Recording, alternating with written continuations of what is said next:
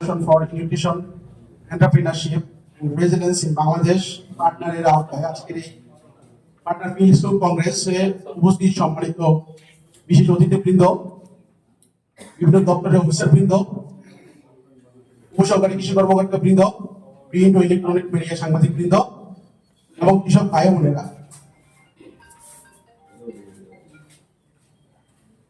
সকলকে আজকের এই কংগ্রেসে স্বাগত জানাচ্ছি। আমন্ত্রিত অতিথি এবং বিশেষ অতিথিদের জ্ঞাতাতে জানাচ্ছি, আমাদের এই প্রকল্পের মাধ্যমে 2023-24 অর্থ বছর থেকে আমাদের ফিল্ড লেভেলে বিভিন্ন ধরনের স্কুল বাস্তবায়ন হয়ে থাকে, যেমন পুষ্টি school, gap school, food agriculture practice, ধানের পিএফএস, এছাড়াও আমাদের বিভিন্ন ধরনের যেই নন রাইস যেমন মসুরের পিএফএস হয়ে থাকে এবং হচ্ছে গিয়ে তৈল জাতীয় যে ফসল সেটার পিএফএস হয়ে থাকে। সেই যে 2023-24 অর্থ বছর থেকে এখন পর্যন্ত যতগুলো স্কুল হয়েছে, ওই স্কুলের প্রত্যেকটা স্কুলে 30 জন সদস্য, 25 জন সদস্য, সেখানে সভাপতি, সেক্রেটারি, কোষাধ্যক্ষ এবং কার্যকরী সদস্য এবং সাধারণ সদস্য থাকে।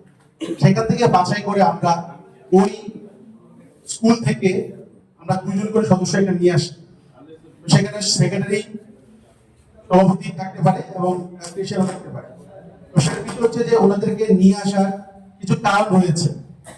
একটা হচ্ছে যে আমাদের যে গ্রুপগুলো হয়েছে, যে স্কুলগুলো হয়েছে, আমরা হাতে কলমে কৃষকদেরকে শিখাই কিভাবে তারা আমাদের যে বর্তমানে আপনারা দেখবেন আইনচলে, বিশেষ করে চরাঞ্চলে পানির খুব সমস্যা দেখা যায়। নদীতে প্রচুর পানি রয়েছে, কিন্তু সেটা যে নিয়ে এসে জমিতে দেওয়া হবে সেক্ষেত্রে একটু সমস্যা দেখা দেয়।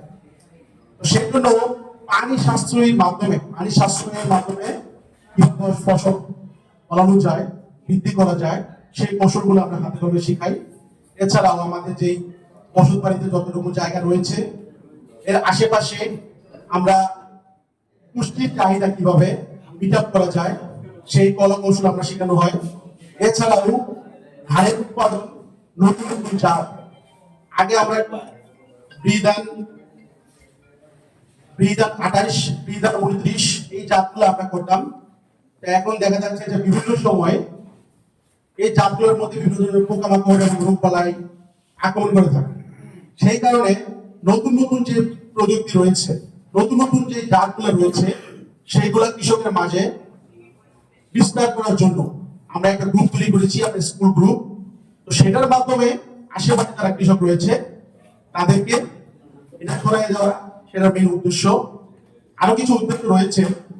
আমার প্রজেক্টটা এখন মোটামুটি দেয়া নাই, বিদ্যুৎ নাই, যে কারণে আপনাদেরকে একটা প্রেজেন্টেশন ছিল, সেটা দেখালে আপনারা একটু বুঝতে পারতেন যে আমাদের কিছু উদ্দেশ্য রয়েছে এই গ্রুপগুলোকে নিয়ে। আপনাদেরকে শুধু গ্রুপ তৈরি করে স্কুলে আমরা 10টা ক্লাস করা হয়, সেটা ক্লাস করেই শেষ না। আপনারা শিখলেন, সেটা পরবর্তীতে আমরা প্রতিটা স্কুলকে একটা করে কৃষক সেবা কেন্দ্র, তথ্য ও সেবা কেন্দ্র গঠন করব। আপনারা কি বুঝতে পারছেন? এটা আপনাদের জন্য যারা স্কুলের সদস্য প্রত্যেকে এই 25 জন থাকবেন, এই 25 জন সদস্য মিলে একটা কৃষক তথ্য ও সেবা কেন্দ্র তৈরি হবে। আমরা বিভিন্ন সময়ে বিভিন্ন তথ্য আপনাদের মাধ্যমে অন্যান্য আশেপাশে যারা কৃষক রয়েছে তাদেরকে আমরা জানাবো। এখন দেখা যায় বিভিন্ন সময় কিন্তু আমাদের প্রাকৃতিক দুর্যোগ এখন হঠাৎ করে কিন্তু চলে আসতেছে। দেখা যায় যে আমি চরে গেলাম, চরে গিয়ে দেখলাম হঠাৎ করে আকাশে মেঘ নাই, কিছু না, হঠাৎ করে বাতাস বেশি, ঢেউ বেশি হয়ে গেছে। মানে এমন একটা অবস্থা, এখন এমন একটা অবস্থা হয়ে গেছে আসলে আমরা বোঝা যাচ্ছে না কখন ওয়েদার কখন কোন পর্যায়ে চলে যাবে। তো সেই ক্ষেত্রে আমাদের আবহাওয়া যে অধিদপ্তর আছে তাদের মাধ্যমে আমরা যেই মেসেজগুলো পাই, তথ্যগুলো পাই, সেগুলো আপনাদের মাধ্যমে আমরা যেন অন্যান্য যারা কৃষক রয়েছে আশেপাশে তাদেরকে যেন পৌঁছে দেওয়া যায় সেই ব্যবস্থা আমরা আপনাদের মাধ্যমে করবো। এখন হচ্ছে যে আপনাদের আরো কিছু কাজ রয়েছে, যেমন আপনাদের একটা করে ব্যাংক অ্যাকাউন্ট করতে হবে। যে গ্রুপগুলো রয়েছেন ব্যাংক অ্যাকাউন্ট করতে হবে, আপনাদের ব্যাংক অ্যাকাউন্টে বিভিন্ন সঞ্চয় জমা হবে, সেই সঞ্চয় আবার নিজেদের মধ্যে খরচ করবেন। তো সেটা হচ্ছে মেইন উদ্দেশ্য।